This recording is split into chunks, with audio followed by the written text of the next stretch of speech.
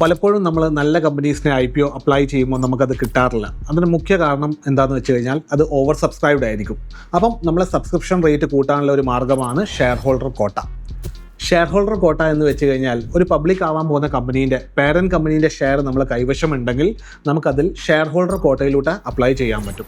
നമ്മൾ അഥവാ share holder കോട്ടയിലൂടെ apply ചെയ്യാമെങ്കിൽ നമുക്ക് ഇതിൻ്റെ പുറമെ റീറ്റെയിൽ കാറ്റഗറിയിലും അതോ HNI കാറ്റഗറി ഇത് രണ്ടിലും കൂടി ഇതിൻ്റെ പുറമെ അപ്ലൈ ചെയ്യാൻ പറ്റും.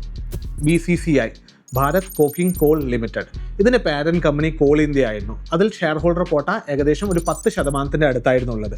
അതിൽ തന്നെ Bharat cocking call almost list ആയത് 100% ഗെയിൻസിലാണ്.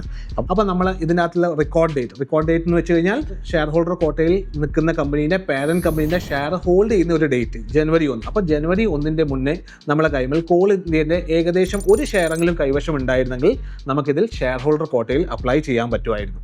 അതേപോലെ റീസെൻ്റ്ലി ഷെയർ ഹോൾഡർ കോട്ടയിൽ വരാനിരിക്കുന്ന കമ്പനീസിനെ നമുക്കൊന്ന് പരിചയപ്പെടാം.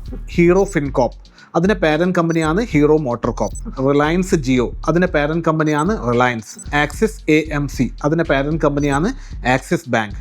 ക്രെഡീലിയ അതിൻ്റെ പാരൻറ്റ് കമ്പനിയാണ് HDFC bank. SBI mutual fund അതിൻ്റെ പാരൻറ്റ് കമ്പനിയാണ് SBI. കോൾ ഇന്ത്യൻ്റെ ഒരു സബ്സിഡറിയും കൂടി മാർക്കറ്റിൽ വരാൻ പോവാണ്. Central mine planning and design institute. അടുത്ത ഒരു കമ്പനിയാണ് കോട്ടക് AMC അതിൻ്റെ പാരൻറ്റ് കമ്പനിയാണ് കോട്ടക് മഹീന്ദ്ര ബാങ്ക്. ഇതുവരെ നമ്മൾ പരിചയപ്പെട്ടത് ഒരു കമ്പനി ഷെയർ മാർക്കറ്റിൽ IPO ത്രൂ വരുമുള്ള കാറ്റഗറീസ് ആയിരുന്നു.